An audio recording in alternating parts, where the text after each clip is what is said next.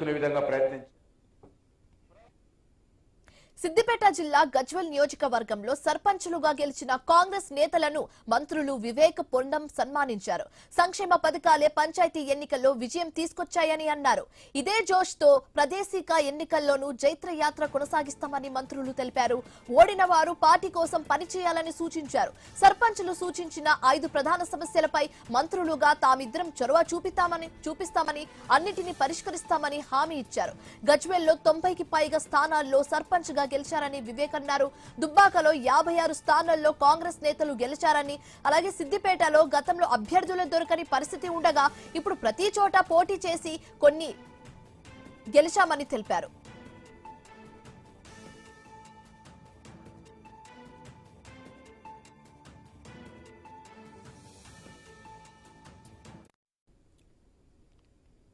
తినే ఆహారంలో